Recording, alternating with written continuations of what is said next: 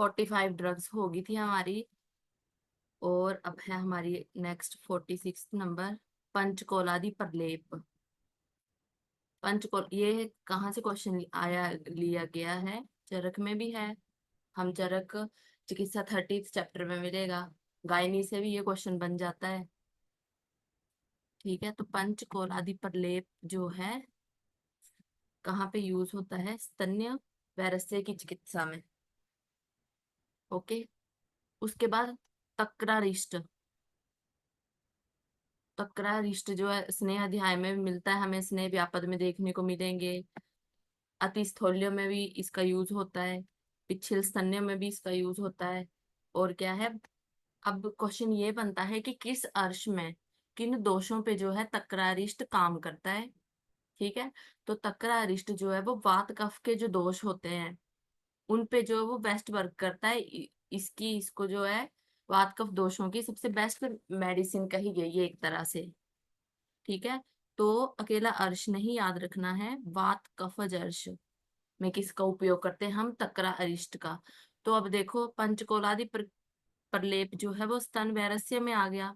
ये हो गया हमारा तक्रारिष्ट आ गया पिछले स्तन्य में। तो मतलब हमारे जो है वो दो क्वेश्चन इधर से जब गायनी करेंगे वो भी हमारे कवर हो जाएंगे। पूरे 8 पढ़ते हैं ना हम इसके व्यापद, तो उनमें से दो की चिकित्सा तो हमें पता चल गई कि पिछले स्तन्य होगा तो तक्रारिष्ट का यूज होगा, और स्तन वैरस्य में पंचकोलादी प्रलेप का। ओके। और अभी तो ये हम चरक का ही कर रहे हैं, तो ये चरक में भी मिलेंगे, गायनी में भी वही टॉपिक रिपीट होगा। ठीक है, ये सारी की सारी कंडीशन याद रखना, ऐसे नहीं कि कोई एक याद रखी बस। उसके बाद है हमारा सुकुमार तेल, सर्जरस तेल, पिंड तेल और प्रोपोंड्रिकादी लेप। ध्यान रखना प्रोपोंड्रिकादी लेप है, क्योंकि हम आगे तेल भी पढ़ेंगे जो पालित्य व्रण और उधर सर्व उधर्व गदापहम ऊपर के जो उधर्व रोग हैं उसमें यूज होता है। तो ऐसा नहीं है कि हम सारे तेल तेल का कर रहे हैं, तो इधर भी प्रोपोंड्रिकादी तेल कर दिया हमने। इस पे ध्यान देना। सारे तेल किए हमने, कौन कौन से? सुकुमार तेल, सर्जरस तेल, पिंड तेल। ओके। तो ये किसमें है हमारे? वात रक्त में। परपोंड्रिकादी तेल नहीं है, परपोंड्रिकादी लेप है वात रक्त में। ओके। उसके बाद है, अब देखो आगे ही लिखा है परपोंड्रिकादी तेल, साथ में ही लिख दिया है कि कंफ्यूजन ना हो।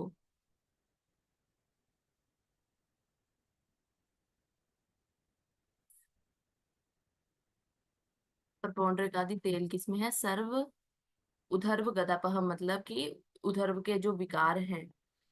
ठीक है, अब उधर्व जत्रुगत रोगों में हम मयूर घृत का उपयोग करते हैं कि महामयूर का? पूजा।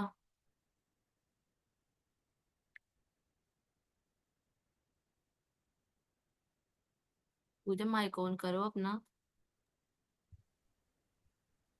Yes ma'am. हम मैम उधर्व मयूर। कौन? ओके ठीक है। ठीक है, मयूर मयूर करते हैं। ठीक है, और महामयूर हम किस में करते हैं? शिरो रोग में, जो हमने पढ़ा था मोर के सिर पे होते हैं।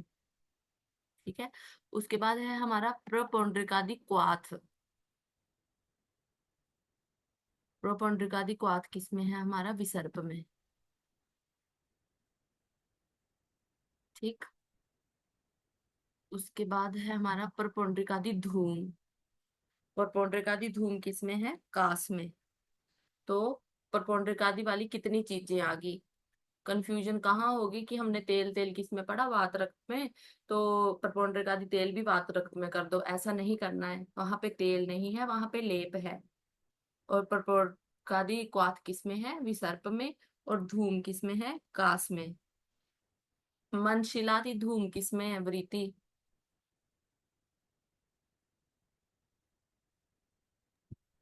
पास। ठीक है, तो धूम धूम दोनों किस में आ गए हमारे? कास में। मनशिलादि धूम भी कास में था, और ये क्या प्रोपोंड्रिकादि धूम भी हमारा क्या है? कास में। अब ऊपर पिंड तेल कराए थे ना वात रक्त में, इसके साथ और भी कंडीशन लिख लो। एक आता है पिंड रस और एक आता है पिंड आसव। ये तीनों ही इंपॉर्टेंट है। ठीक है। प्रपोंडरगादी तेल तो आ गया हमारा वात रक्त में। अब सॉरी, पिंड तेल आ गया हमारा वात रक्त में। अब पिंड रस किस में होता है? वाजीकरण में यूज करते हैं, वृष्य। और पिंड आसव हम ग्रहणी में यूज करते हैं। ग्रहणी में पिंड आसव का वर्णन है। पिंड रस का वृष्य मतलब वाजीकरण में वर्णन है। और पिंड तेल किसमें है? वात रक्त में। ओके। उसके बाद है गंडीराध्य अरिष्ट। ठीक। देख लेना, इधर है आद्य, गंडीराध्य अरिष्ट, ये किसमें है? शोथ में। और भैषज्य रत्नावली ने गंडीरादि रिष्ट, उधर आद्य नहीं लिखा है, गंडीरारी रिष्ट लिखा है। ठीक है। तो वो भैषज्य रत्नावली ने किसने बोला है? किसमें बोला है? उरु स्तंभ में। वैसे इतना आद्य ये करके आएगा नहीं, बस ये ध्यान रखना, चरक का तो हम पढ़ ही रहे हैं, साथ में जो एक्स्ट्रा लिखा है तो उसका भी ध्यान रखना। भैषज्य रत्नावली ने किसने बोला है? उरु स्तंभ में। ओके।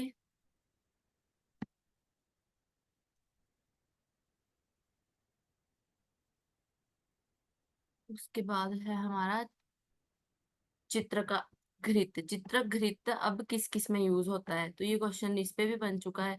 तो चित्र घृत जो है वो हम उदर में भी पढ़ते हैं। ठीक है। चरक में, उदर में भी इसका वर्णन है और शोथ में भी इसका वर्णन है, दोनों में इसका यूज होता है।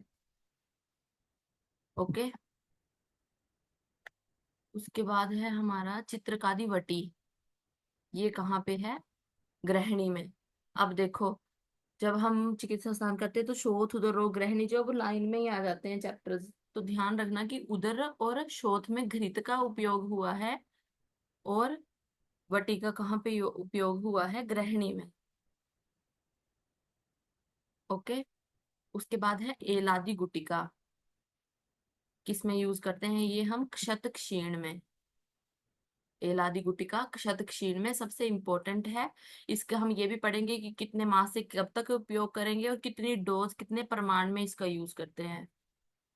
तो अक्ष प्रमाण में, एक अक्ष, एक कर्ष, एक तोला, ये सारे ही एक दूसरे के पर्याय हैं। अगर तीनों ही ऑप्शन में हुई तो ऑल ऑफ द अबव ये ऑप्शन हम हिट करते हैं। तो एक अक्ष प्रमाण में, श्लोक में क्या दिया गया है कि ये लादी गुटिका को हम एक अक्ष प्रमाण में यूज करते हैं। ठीक है। तो इधर क्या है? एक अक्ष लिख दिया, पर इसके पर्याय भी पता होने चाहिए। जैसे हमने क्षार गुटिका और क्षार वटी पढ़ी थी, तो क्षार वटिका जो है वो कोल परमाण में थी, और क्षार गुटिका जो है वो करकंदू परमाण में थी। ठीक है। अब भैषज्य रत्नावली का भी इंपॉर्टेंट है। भैषज्य रत्नावली ने एलादि गुटिका जो है वो रक्त पित्त में इसका वर्णन किया है। भैषज्य रत्नावली ने इसमें एलादि गुटिका का रक्त पित्त में क्वेश्चन बना है ये भी। ओके।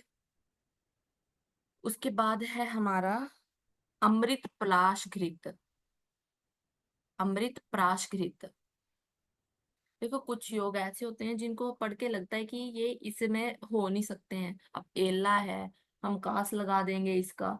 ये एलादी है कि इलायची का शत क्षीण में क्या काम।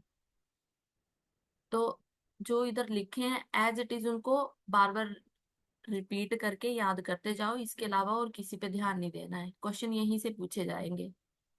ठीक है। तो भैषज्य रत्नावली ने एलादी गुटिका किसमें बोली है? हमारी रक्त पित्त में। ओके। और इसका प्रमाण भी याद रखना। उसके बाद है अमृत पराश घृत। ये किस्म का है? हमारा क्षत क्षीण में, ये भी क्षत क्षीण में आ गया। अब ये तो है अमृत पराश घृत। अब एक सुश्रुत जी ने अमृत सर्पी। ठीक है। अमृत प्राश के जो चरक का है, सबसे ज्यादा क्वेश्चन सुश्रुत का इस पे बना हुआ है कि अमृत सर्पी का उपयोग हमने किस में किया है? तो आचार्य सुश्रुत जी ने इसका वर्णन किस में बोला है? सर्व विष में। ओके। सर्व विष में क्या है? इसका उपयोग करने को बोला है। तो हमारी कितनी है? 60 ड्रग्स होगी। एक बार जो है वो टोटल 100 ड्रग्स हो जाए, फिर इनका टेस्ट ले लूंगी, उससे जो फिर अच्छे से रिवाइज भी हो जाएगा और पता भी चल जाएगा। ओके। नेक्स्ट क्लास शुरू करते हैं।